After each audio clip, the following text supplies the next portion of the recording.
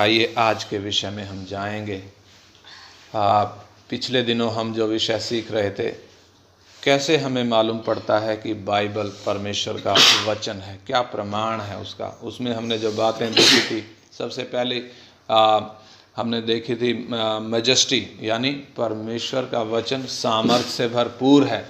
दूसरा प्योरिटी, यानी परमेश्वर का वचन शुद्ध है, उसमें कोई गलती, कोई मलिनता नहीं है, कोई स्वार्थ नहीं है। और तीसरा हमने देखा था परमेश्वर का वचन हर एक भाग में उसमें तालमेल है, आपस में बहुत तालमेल है, कोई भी आपस में विरोधाभास नहीं है। चौथा हमने क्या देखा था, परमेश्वर का वचन हमें विश्वास दिलाता है, कन्विंस करता है। और पांचवा परसों हमने देखा था कि परमेश्वर का वचन परमेश्वर की महिमा करता है, परमेश्वर को महिमा देता है, मनुष्यों को नहीं बल्कि परमेश्वर को महिमा देता है। आज हम अगले विषय में जाएंगे, पवित्र शास्त्र मुख्य रूप से क्या सिखाती है। बाइबल जो हमारे हाथ में है, ये हमें मुख्य रूप से क्या सिखाती है। दो बातें हैं इसमें। सबसे पहले हम आज देखेंगे परमेश्वर को जानना। बाइबल हमें परमेश्वर को जानने के विषय में सिखाती है। इसके लिए हम देखते हैं, पीछे हमने जो दूसरा विषय सीखा था, कैसे हमें आभास होता है कि एक परमेश्वर है। सृष्टि के द्वारा हमें मालूम पड़ता है कि परमेश्वर विद्यमान है, परमेश्वर का अस्तित्व है। सृष्टि इस बात को घोषणा कर रही है और बाइबल हमें बताती है कि वो परमेश्वर कौन है। वो बात हमने सीख ली थी पिछले विषय में। अब आज का विषय परमेश्वर को जानना। बाइबल हमें सिखाती है कि हम परमेश्वर को जानें। बाइबल का जो शुरुआत हम पहला ही आयत से जो देखते हैं, उत्पत्ति 1:1 पढ़ें। उत्पत्ति 1:1 पहला ही आयत क्या बोलता है? उत्पत्ति 1:1। आदि में परमेश्वर ने आकाश और पृथ्वी की सृष्टि की। बस, आदि में परमेश्वर ने आकाश और पृथ्वी की सृष्टि की। यानी कि बाइबल हमें बताती है, ये पवित्र शास्त्र बाइबल हमें बताती है कि सारे ब्रह्मांड की सृष्टि परमेश्वर ने की है। ये अपने आप से बना हुआ सिस्टम नहीं है, बल्कि इन सब के पीछे परमेश्वर है। यानी कि बाइबल की शुरुआत जो हो रही है, परमेश्वर से शुरू हो रही है। परमेश्वर ने आदि से आकाश और पृथ्वी की सृष्टि की, यानी परमेश्वर से शुरुआत हो रही है। तो बाइबल हमें बताती है कि इस परमेश्वर को हमने जानना है। ब्रह्मांड की जहाँ पे परमेश्वर ने सृष्टि की है, वहीं मनुष्य को परमेश्वर ने कैसे बनाया वो भी हम उत्पत्ति में देखते हैं। उत्पत्ति 1:26, 27, 28 वचन में लिखा है, परमेश्वर ने कहा हम मनुष्य को अपने स्वरूप और अपनी समानता में बनाएं। यानी कि हम देखते हैं परमेश्वर ने मनुष्य को सब बाकी प्राणियों से अलग बनाया है, अपने स्वरूप में और अपनी समानता में बनाया है। और फिर हम देखते हैं कि परमेश्वर ने मनुष्य को जब बनाया है तो एक बड़े उद्देश्य के लिए बनाया है।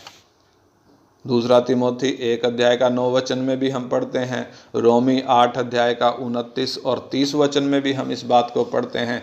परमेश्वर की ये योजना कब से है? जगत के बनाने से पहले परमेश्वर ने सब तय किया हुआ है। यानी कि मालूम है मैं इंसान को बनाऊंगा, इंसान पाप में जाएगा और इसको पाप से छुड़ाने के लिए मुझे खुद स्वर्ग से उतरकर मनुष्य का शरीर लेना पड़ेगा और मनुष्य की समानता में होना पड़ेगा और इसको पाप से छुड़ाने के लिए कीमत देना पड़ेगी। इसलिए लिखा है परमेश्वर का मेमना जगत की उत्पत्ति के समय से घात हुआ है, यानी परमेश्वर के योजना में परमेश्वर ने पहले से ही तय किया हुआ है। तो दुनिया की कोई किताब परमेश्वर के विषय में इस तरीके से बताती नहीं है। दुनिया की कोई भी किताब परमेश्वर को इस तरीके से प्रकट नहीं करती। सच्चे परमेश्वर को सिर्फ बाइबल ही है जो प्रकट करती है। हमने देखा मनुष्य को अपने स्वरूप समानता में परमेश्वर ने बनाया और मनुष्य को आज़ाद मर्जी बनाया। उस आज़ाद मर्जी के कारण इंसान ने खुद चुना कि मैं आगे से अपनी मर्जी से चलूँगा, क्योंकि परमेश्वर ने मनुष्य के सामने वो ऑप्शन रखा था, वो विकल्प रखा था कि तू चाहे तो मेरी उपस्थिति में चल सकता है, चाहे तो तू अपनी मर्जी से चल सकता है। उसके लिए हम वो भले बुरे के ज्ञान का पेड़ और जीवन का पेड़ देखते हैं। तो इंसान ने अपनी मर्जी का इस्तेमाल करते हुए परमेश्वर की इच्छा को त्याग दिया, परमेश्वर की इच्छा में चलना नहीं चाहा। यही कारण है आज जब हम मनुष्य को देखते हैं, लोगों को परमेश्वर की आवश्यकता नहीं है, कारण लोग खुद अपने परमेश्वर बने हुए हैं। लोगों को मालूम है कि एक परमेश्वर है, सृष्टि प्रकट कर रही है, और जानते हैं कि हाँ एक ही परमेश्वर है, तो भी कितने करोड़ बनाकर खड़े कर लिए।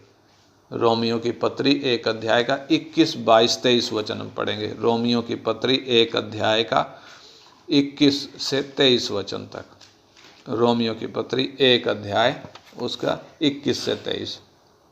इस कारण कि परमेश्वर को जानने पर भी उन्होंने परमेश्वर के योग्य बड़ाई और धन्यवाद न किया, परंतु व्यर्थ विचार करने लगे, यहाँ तक कि उनका निर्बुद्धि मन अंधेरा हो गया।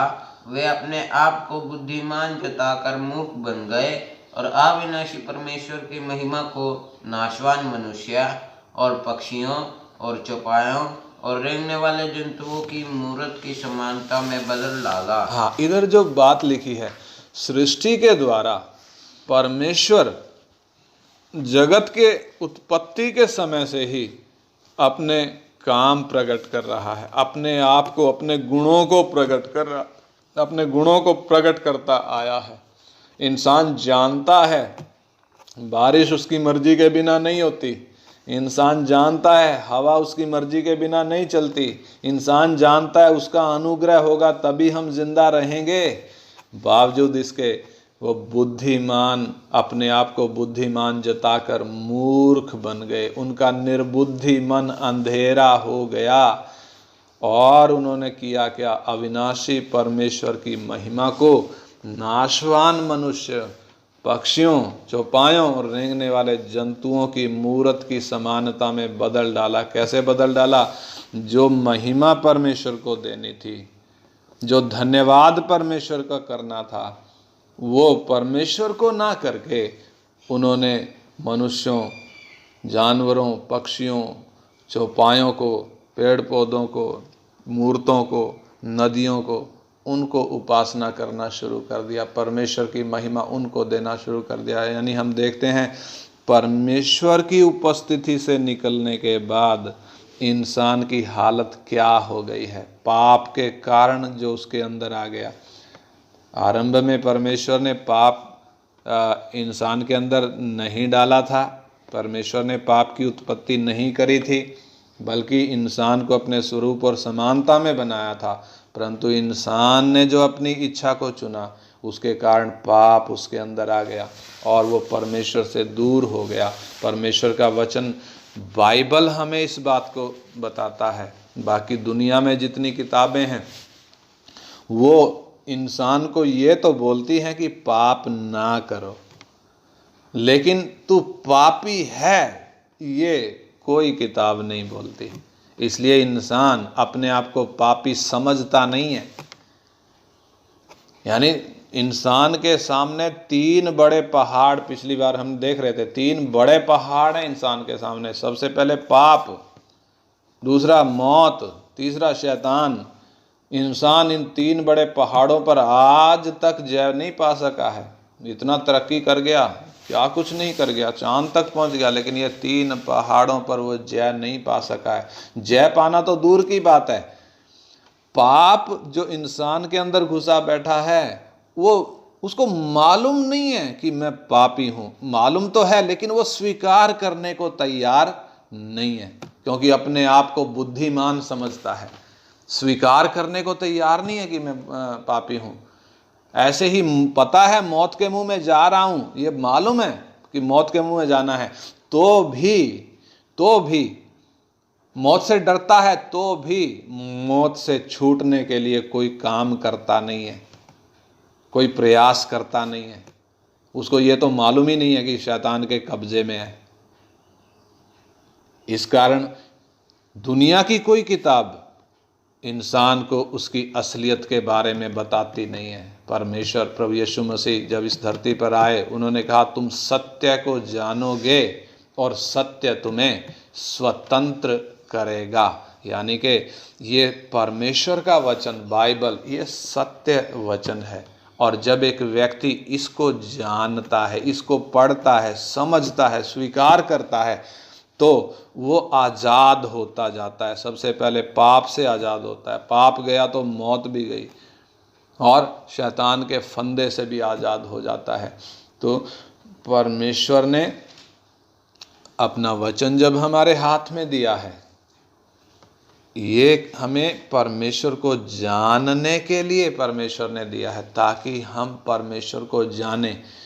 जब हमें मालूम पड़ता है, ये वो प्रकाश है, ये वचन वो उजियाला है कि जब एक व्यक्ति के अंधेरे जीवन पर ये प्रकाश पड़ता है तो इंसान को मालूम होता है कि मैं कितना बड़ा पापी हूँ, परमेश्वर का क्रोध मेरे ऊपर है और अनंत काल की सज़ा मेरे ऊपर है, और मैं दुष्ट के कब्जे में पड़ा हूँ। इसलिए मैं अपने हाथों के कामों पर भरोसा करके चलता हूँ, परमेश्वर पर भरोसा नहीं करता हूँ, परमेश्वर से मेरा कोई संबंध नहीं है। ये बात इंसान को कब पता चलती है? दुनिया की कोई किताब पढ़ने से, दुनिया का कोई ग्रंथ पढ़ने से ये बात मालूम नहीं पड़ती। सिर्फ एक बुक है, वो है परमेश्वर का वचन, पवित्र शास्त्र बाइबल, जिसका प्रकाश जब एक व्यक्ति पर पड़ता है तब उसकी आंखें खुलती हैं कि मैं पापी हूँ, अंधेरे में हूँ, मौत का दंड पाया हुआ हूँ, अनंत काल की मौत का दंड मेरे ऊपर है,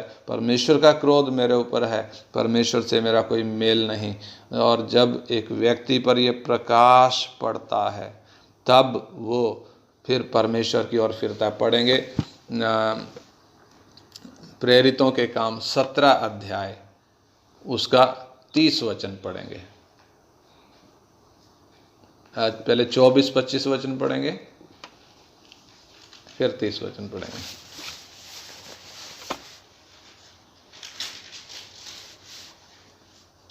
जिस परमेश्वर ने पृथ्वी और उसकी सब वस्तुओं को बनाया, वह स्वर्ग और पृथ्वी का स्वामी होकर हाथ के बनाए हुए मंदिरों में नहीं रहता, ना किसी वस्तु की आवश्यकता के कारण मनुष्य के हाथों की सेवा लेता है, क्योंकि वह स्वयं ही सबको जीवन और श्वास और सब कुछ देता है। हाँ, इधर जो बात लिखी है प्रेरितों के काम 17 अध्याय 24 से हमने पढ़ा, जिस परमेश्वर ने पृथ्वी और उसकी सब वस्तुओं को बनाया, यानी ये बाइबल हमें बताती है कि सारी सृष्टि को परमेश्वर ने बनाया है।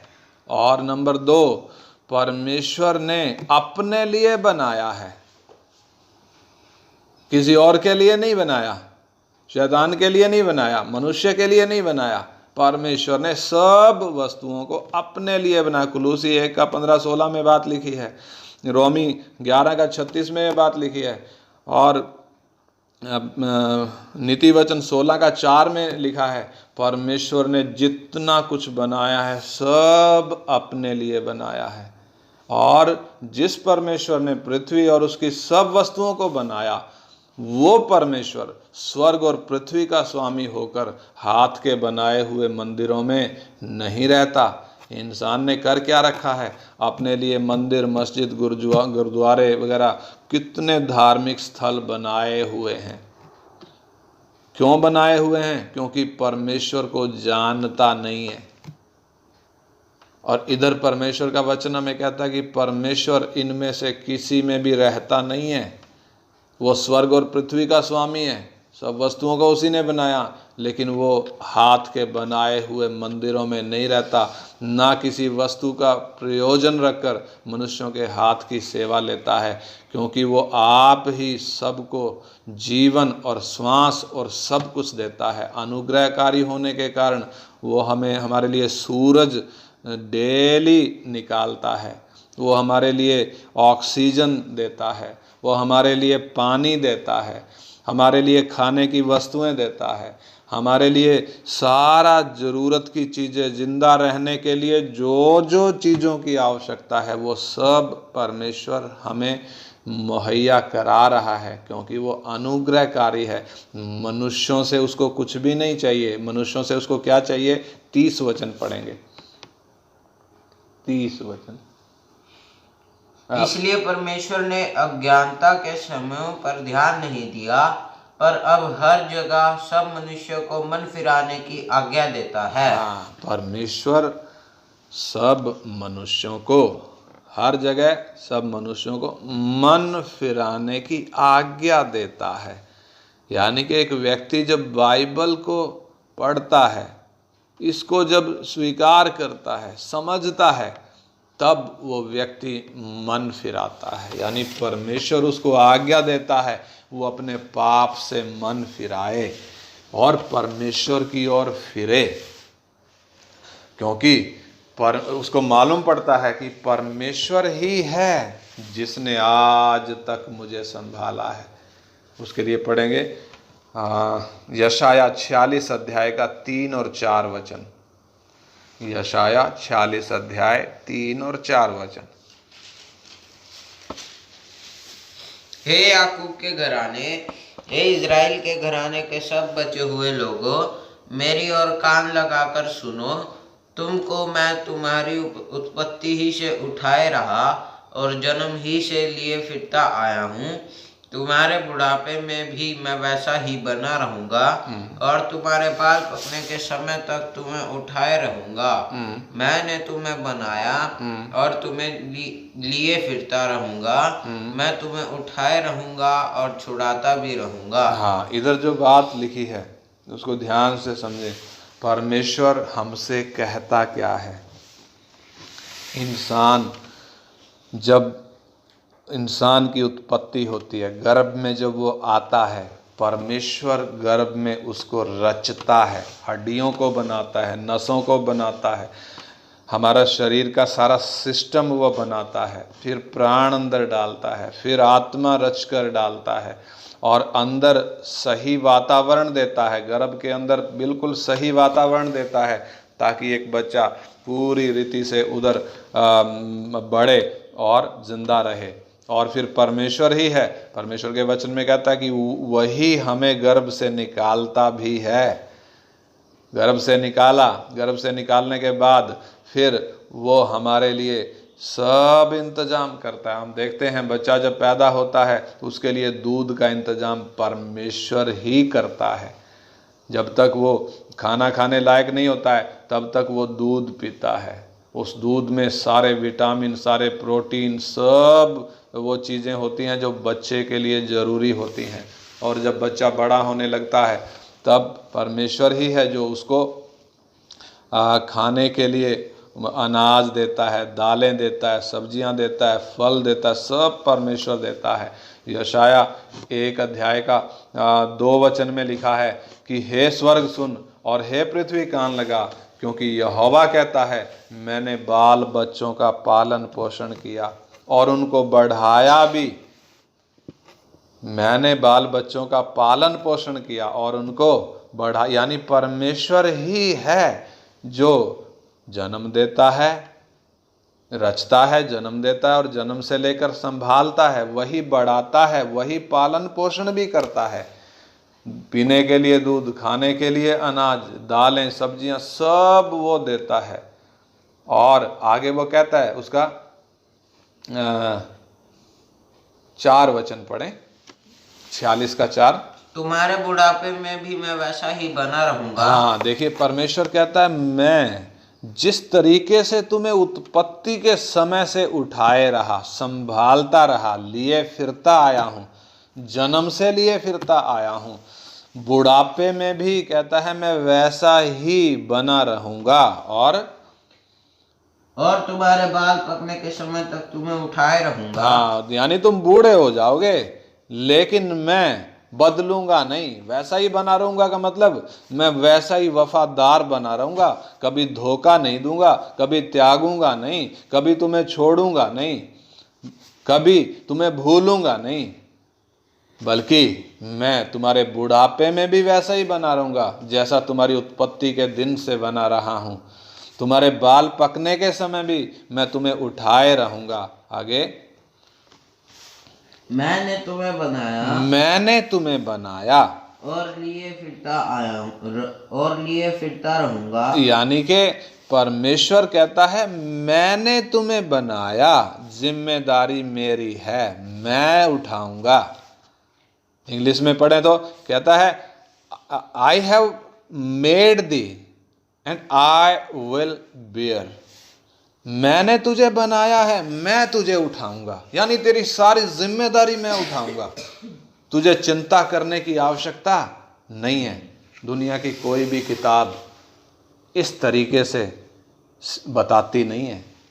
यानी परमेश्वर का वचन बाइबल ही है जो हमें बताता है कि परमेश्वर किस रीति से हमें संभालता है। वो कहता है चिंता ना करो, तुम्हारे सिर के सारे बाल भी गिने हुए हैं, एक भी परमेश्वर की इच्छा के बिना झड़ेगा नहीं। कहता है वो तू कहता तुम बहुत गोरैयों से बढ़कर हो, तुम्हारी कीमत परमेश्वर की नजरों में बहुत है। और कहता है मैंने तुम्हें बनाया, मैं तुम्हें लिए फिरता रहूंगा। आगे 5 में क्या लिखा है? मैं तुम्हें उठाए रहूंगा और छुड़ाता भी रहूंगा। यानी परमेश्वर किस रीति से हमें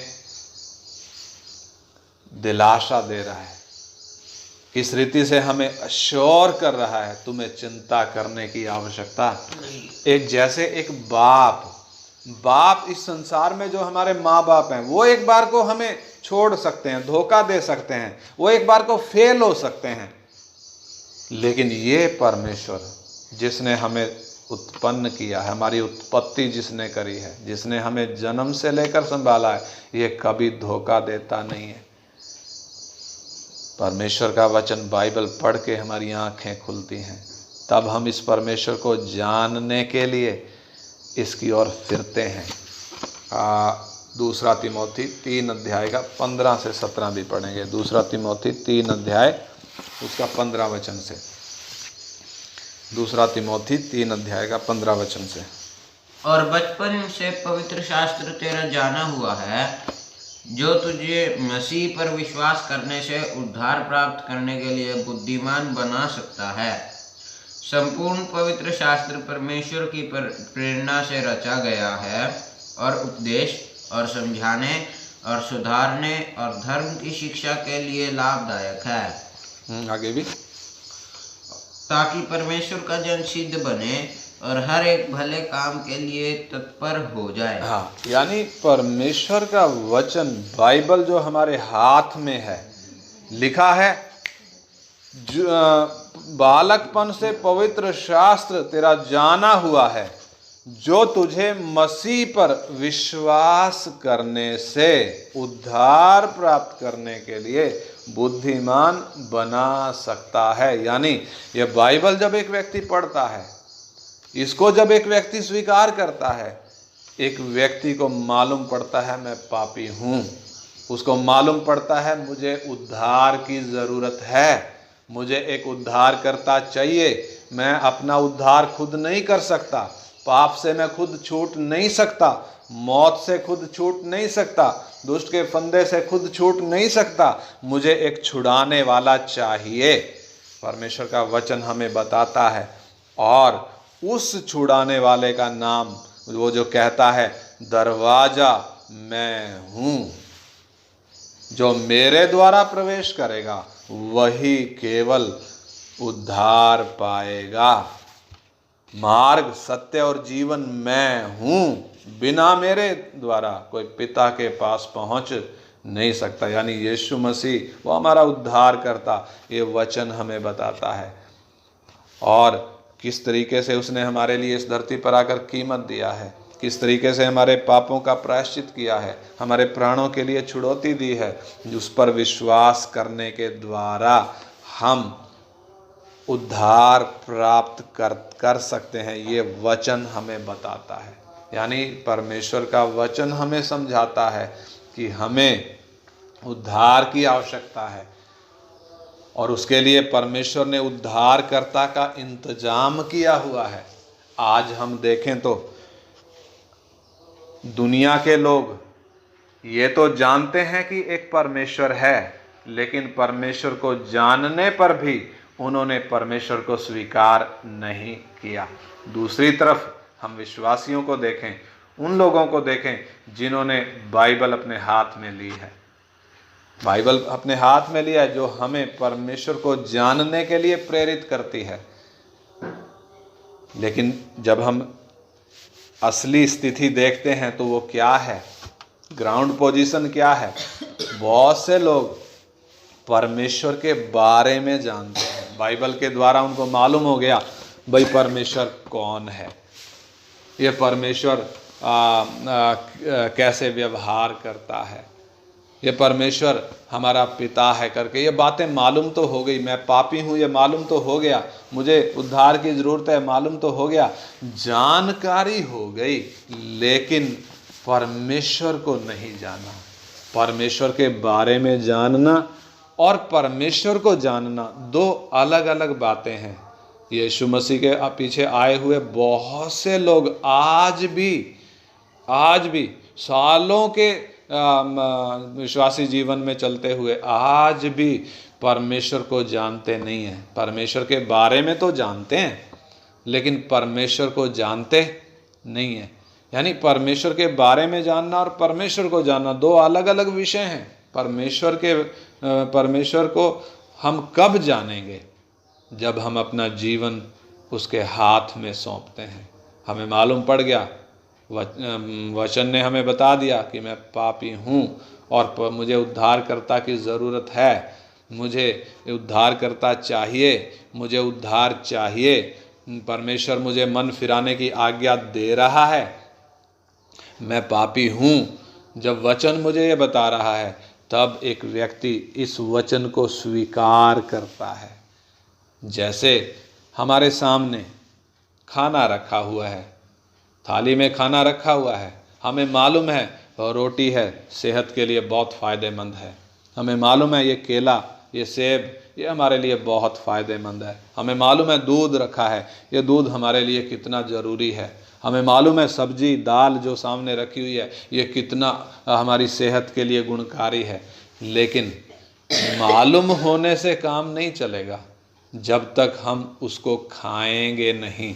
जब हम उसको खाते हैं तब वो हमारे अंदर जाकर हमें ताकत देता है। ऐसे ही हमें मालूम चल गया कि हम पापी हैं, मालूम चल गया कि हम परमेश्वर से दूर हैं, मालूम चल गया हमें एक उद्धारकर्ता की ज़रूरत है, हम परमेश्वर के बारे में बहुत सी जानकारी रखते हैं। आज अगर हम देखें तो विश्वासियों में ज़्यादा संख्या किन लोगों की है? वो पवित्र शास्त्र को जानते हैं, बहुत से विषय मालूम है, बाइबल के बहुत से विषय मालूम है, लेकिन इससे कोई फ़ायदा नहीं होगा जब तक कि हम परमेश्वर को ना जानें। तो परमेश्वर के बारे में जानना और परमेश्वर को जानना दो अलग अलग विषय हैं। इसलिए बाइबल हमें क्या समझाती है? ये हमें परमेश्वर को जानने के विषय में सिखाती है। यानी परमेश्वर को हम कैसे जानें, परमेश्वर को हम क्यों जानें और हमें क्या ज़रूरत है कि हम परमेश्वर को जानें। तो कैसे जान सकते हैं? जब एक व्यक्ति इस वचन को स्वीकार करता है। पढ़ने से केवल बात नहीं होती, जानकारी रखने से केवल बात नहीं होती, पास्टर से सुन लिया, थोड़ा इधर से सुन लिया, कुछ उधर से सुन लिया, इससे सुन लिया, उससे सुन लिया, वो कुछ पढ़ लिया, उससे बात नहीं बनती जब तक हम इस वचन को स्वीकार ना करें।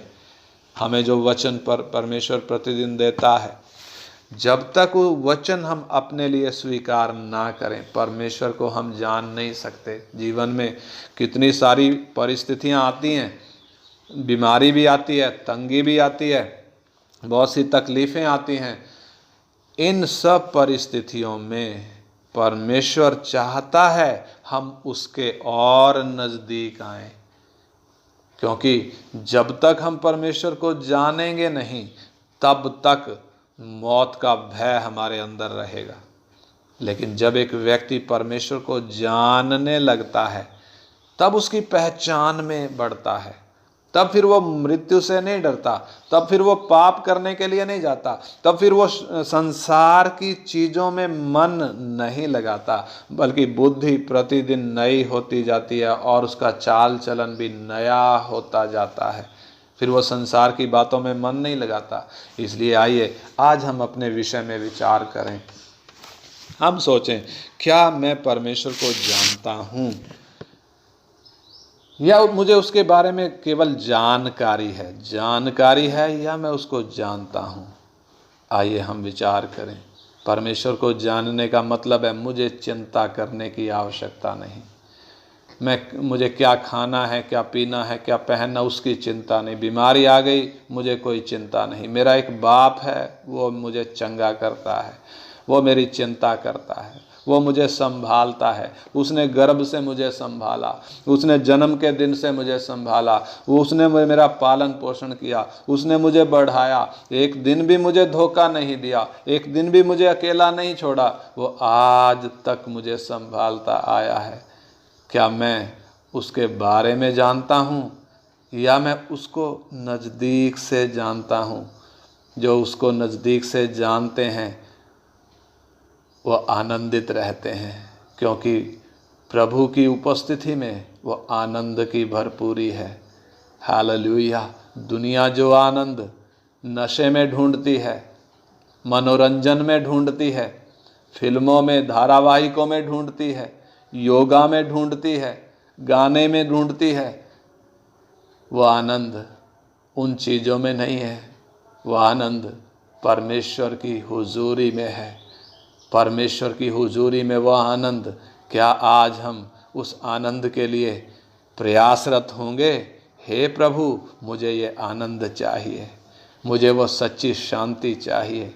जब वो आनंद के भागी हम हो जाते हैं, जब वो आनंद हमें अनुभव होने लगता है, फिर हमें चिंता नहीं रहती, हमें चिंता करने की ज़रूरत नहीं पड़ती। हमें मालूम पड़ता है हमारा परमेश्वर हमारी सब ज़रूरतों को समय पर पूरा करता है।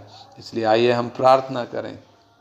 हमारे स्वर्गीय पिता, हम धन्यवाद करते हैं आज के वचन के लिए, जिसमें हमने सीखा है पवित्र शास्त्र बाइबल मुख्य रूप से हमें क्या सिखाती है। इसमें सबसे पहली बात हमने देखा, परमेश्वर को जानने के विषय में पवित्र शास्त्र हमें सिखाता है।